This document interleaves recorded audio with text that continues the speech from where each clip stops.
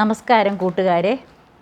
നമ്മൾ നാളെ, അതായത് ഡിസംബർ 9 നമ്മൾ ബൂത്തിലേക്ക് പോവുകയാണ്. അതായത് നമ്മുടെ തദ്ദേശ സ്വയംഭരണ സ്ഥാപനങ്ങളിലേക്കുള്ള തിരഞ്ഞെടുപ്പല്ലേ, ബേസ് ലെവൽ തിരഞ്ഞെടുപ്പാണ്.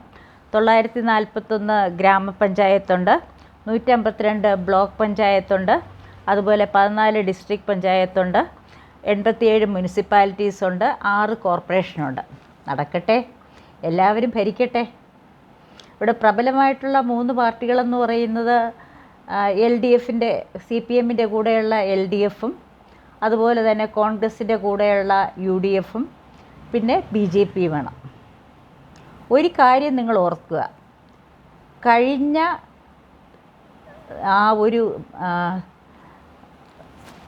ഒരു ഭരണത്തിന് കീഴിൽ എത്ര ആത്മഹത്യകൾ നടന്നു? കാർഷിക ആത്മഹത്യകൾ. വീടുകൾ കെട്ടിയിട്ട് അവർക്ക് അതിനുള്ള അനുമതി നൽകാതെ, അല്ലെങ്കിൽ അത് പുറമ്പോക്കിലാണെന്ന് പറഞ്ഞ് എത്ര പേര് ആത്മഹത്യ ചെയ്തു?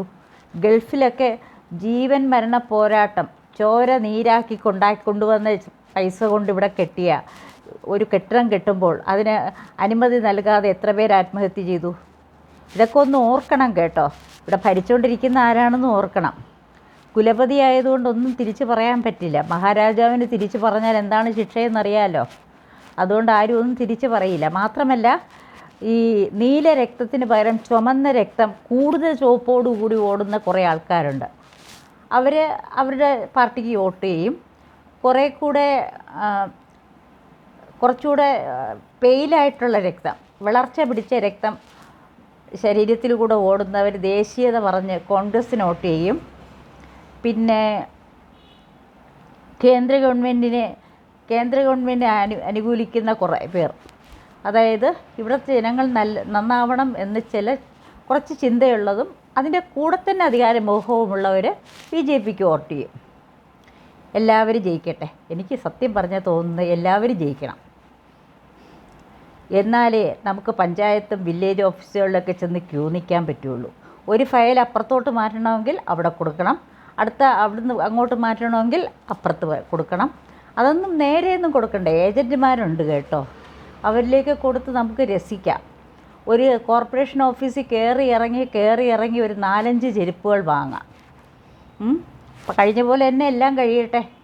നമുക്ക് രാഷ്ട്രീയമല്ലേ വലുത്. നമ്മൾ ആര് നല്ലത് എന്നൊന്നും നോക്കാറില്ലല്ലോ.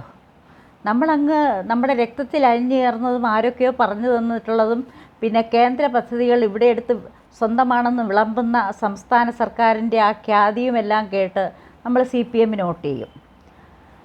CPM ഭരണ പ്രദേശത്ത് അവരവരുടെ ഗുണ്ടായിസം നടപ്പാക്കും. ചില പാർട്ടി ഗ്രാമങ്ങളിലാണെങ്കിൽ തിരിഞ്ഞു നോക്കാൻ പറ്റില്ല, അവിടെ വേറൊന്നും ഇല്ല, അവർ മാത്രമേ ഉള്ളൂ. പിന്നെ കോൺഗ്രസ് ആണെങ്കിൽ കൂടെ ഒരു വർഗീയവാദി പാർട്ടി കൂടെ കയറ്റിയിട്ടുണ്ടല്ലോ, മുസ്ലിം ലീഗ്.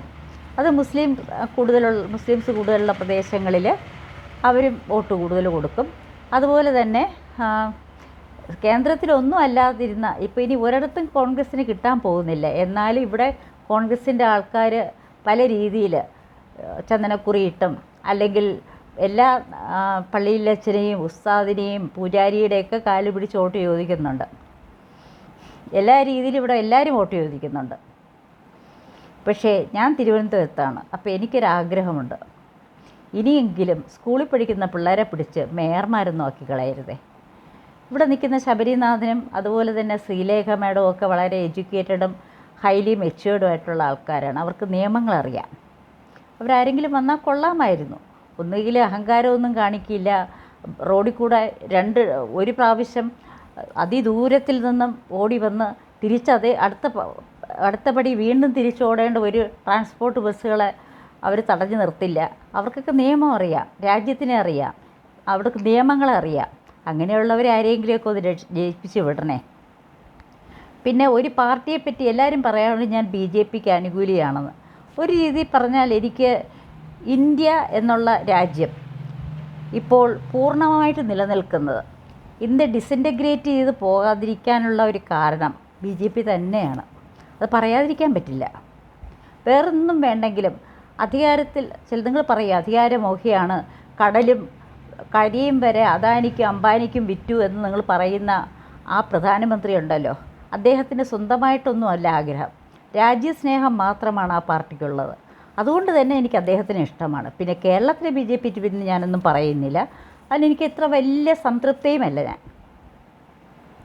പിന്നെ ഇതൊക്കെയാണെങ്കിലും ഈ താണ നിലയിൽ നമ്മളൊക്കെ പാവപ്പെട്ടവരാണല്ലോ, നമുക്ക് ചെന്ന് കയറേണ്ട വില്ലേജ് ഓഫീസിലായിരിക്കും, അല്ലെങ്കിൽ മുനിസിപ്പാലിറ്റിയുടെ ഓഫീസിലായിരിക്കും, താലൂക്ക് ഓഫീസിൽ, അല്ലെങ്കിൽ ഇതുപോലെ തന്നെ കോർപ്പറേഷനിൽ നമുക്കൊരു ബർത്ത് സർട്ടിഫിക്കറ്റിൻ്റെയോ അല്ലെങ്കിൽ ഒരു മാരേജ് സർട്ടിഫിക്കറ്റിൻ്റെയോ അവിടെ എത്ര ഏമാന്മാരുടെ കാല് പിടിക്കണം, എത്ര ക്യാഷുകൾ ഏജൻറ്റുമാർ വഴി പോകണം. അതൊക്കെ എനിക്ക് നല്ല അനുഭവമുള്ളതാണ്. അതുകൊണ്ട് പറയുക, പറ്റുമെങ്കിൽ നിങ്ങൾ നല്ല ആൾക്കാർക്ക് വോട്ട് കൊടുക്കുക. ഇനി നാളെ മുതൽ എൻ്റെ പുറത്തുകൂടെ ഇങ്ങനെ ചാണകം വാരി എറിയായിരിക്കും, ചാണകസംഖി, ചാണകം വിഴുങ്ങിയോ, ഗോമൂത്രം കുടിച്ചോ എന്നൊക്കെ ആയിരിക്കും നാളെ മുതൽ ചോദിക്കുന്നത്. എന്നാലും ഞാൻ പറയട്ടെ, നിങ്ങൾ കഴിവുള്ളവർക്ക് കൊടുക്കുക, രാജ്യത്തിന് ഇല്ലെങ്കിൽ നമ്മുടെ സംസ്ഥാനത്തെ സ്നേഹിക്കുന്നവർക്ക് കൊടുക്കുക. അടിച്ചു മാറ്റുന്നവരെയും വനം കൊള്ളക്കാരെയും മരം മുറുക്കി വിൽക്കുന്നവരെയും അതുപോലെ തന്നെ മനുഷ്യൻ്റെ ജീവന് യാതൊരു വില കൽപ്പിക്കാത്തവർക്ക് വോട്ട് കൊടുക്കാതിരിക്കുക. നാളെ നിങ്ങൾ പോവുകയാണ്, ഇത് അവസാന നിമിഷമാണ്. അതുകൊണ്ട് ഇനി ഒന്നും പറഞ്ഞിട്ട് കാര്യമില്ല, നിങ്ങൾക്ക് ഇഷ്ടമുള്ളവർക്കേ കൊടുക്കുകയുള്ളൂ. എന്തായാലും ഈ കിരാത ഭരണമൊന്ന് അവസാനിച്ച് കിട്ടണമെന്ന് ആഗ്രഹമുണ്ട്. ഞങ്ങൾ പാവപ്പെട്ടവരാണേ, ഞങ്ങൾക്ക് ജീവിക്കണം. ഇപ്പം പണക്കാർക്കും വ്യവസായികൾക്കും മാത്രമേ ജീവിക്കാൻ പറ്റുള്ളൂ എന്ന് പറയാൻ പറ്റില്ല. നമ്മളിവിടെ ഭയങ്കര വികസനമൊക്കെ ഉണ്ടാക്കും കേട്ടോ. അതായത് ഇൻ്റർനാഷണൽ ഹൈടെക് ഹോസ്പിറ്റൽസ് കൊണ്ടുവരും. കാരണം നമ്മളെ രോഗിയാക്കി അങ്ങനെ ചെയ്യും. രോഗം ചികിത്സിക്കാൻ വേണ്ടി ഹൈടെക് കൊണ്ടുവരും. അതുപോലെ തന്നെ വലിയ വ്യവസായികൾ. പക്ഷേ നമ്മുടെ മന്ത്രിമാരോ ഈവൻ ചിലപ്പോൾ പഞ്ചായത്ത് പ്രസിഡൻറ്റ് പോലും ഇവിടെ ഇല്ല. ഒരു പഞ്ചായത്ത് പ്രസിഡൻറ്റ് വിചാരിച്ചാൽ നവീൻ ബാബുവിനെ പോലെയുള്ള ഒരാളുടെ കൊലപാതകവും ആത്മഹത്യയോ എനിക്കറിയില്ല. അങ്ങനെയുള്ള കാര്യങ്ങൾ നടത്താനും ഇവിടെ പറ്റും. കുറച്ച് സൗന്ദര്യമൊക്കെ വേണമെന്നേ ഉള്ളൂ. ദുബായിലും ഗൾഫിലും ഒക്കെ കറങ്ങിയടിച്ച് വന്നിട്ട് അവർക്ക് അങ്ങനെയും പറ്റും. പല കാര്യങ്ങൾ അവർക്കൊണ്ട് പറ്റും. അതുകൊണ്ട് ആലോചിച്ച് ചെയ്യുക. നിങ്ങൾക്ക് നിങ്ങളുടെ മക്കൾക്കും ഇറങ്ങി നടക്കണമെന്നുണ്ടെങ്കിൽ നിങ്ങൾക്കൊരു കാര്യം ചെയ്യണം. നിങ്ങളുടെ വീട്ടുപണി പകുതി നിർത്തി വയ്ക്കുക. നിങ്ങൾ ഗൾഫിൽ നിന്ന് സമ്പാദിച്ചു കൊണ്ടുവരുന്ന അല്പം കാശുകൊണ്ട് ഒരു വീട് പണിയുമ്പോൾ അതിൻ്റെ വീട്ടുപണി പകുതിയായിട്ട് നിർത്തി വയ്ക്കാതിരിക്കണമെന്നുണ്ടെങ്കിൽ, നിങ്ങളൊരു കൃഷി ചെയ്യുമ്പോൾ നിങ്ങൾക്കതിൻ്റെ ആദായം കിട്ടണമെന്നുണ്ടെങ്കിൽ, ഇല്ലെങ്കിൽ പഞ്ചായത്തിൽ നിന്ന് നിങ്ങൾക്കുള്ള ആനുകൂല്യം കിട്ടണമെന്നുണ്ടെങ്കിൽ നിങ്ങൾ ആലോചിച്ച് വോട്ട് ചെയ്യൂ. നിങ്ങൾ പാർട്ടിയല്ല നോക്കേണ്ടത്, നിങ്ങൾക്ക് ആരെന്ത് തരുന്നു എന്നതാണ് നോക്കേണ്ടത്. സ്വാർത്ഥരായവർക്ക് വോട്ട് കൊടുക്കാതിരിക്കൂ. ഇനിയെങ്കിലും നമുക്ക് ജീവിക്കണ്ടേ കേരളീയരായിട്ട്? നമ്മുടെ കുട്ടികൾക്ക് വിശക്കുമ്പോൾ ആഹാരം കൊടുക്കണ്ടേ? അതൊക്കെ ഒന്ന് ഓർത്ത് നോക്കൂ. നമുക്ക് മാന്യമായിട്ട് വെളിയിലിറങ്ങി നടക്കണ്ടേ? സ്ട്രീറ്റ് ലൈറ്റുകൾ കത്തണ്ടേ? വഴികൾ നേരെയാക്കണ്ടേ? ചെളിയും കുണ്ടും നിറഞ്ഞ വഴികൾ മതിയോ? ഇതൊക്കെ ഒന്ന് ഓർത്തുകൊണ്ട് വേണം നാളെ അവിടെ പോകാൻ കേട്ടോ. ഇല്ലാതെ രക്തത്തിൽ നീലരക്തമുണ്ട്, കറുത്ത രക്തമുണ്ട്, ചുവന്ന രക്തമുണ്ട്, ഹീമോഗ്ലോബിൻ കൂടി കട്ടി ചുവപ്പാണെന്നൊന്നും പറഞ്ഞിട്ടാണ് നാളെ പോയത്. നിങ്ങൾക്ക് തോന്നുന്ന നിങ്ങളുടെ മനസാക്ഷിക്ക് അനുസരിച്ച് വോട്ട് ചെയ്യുക.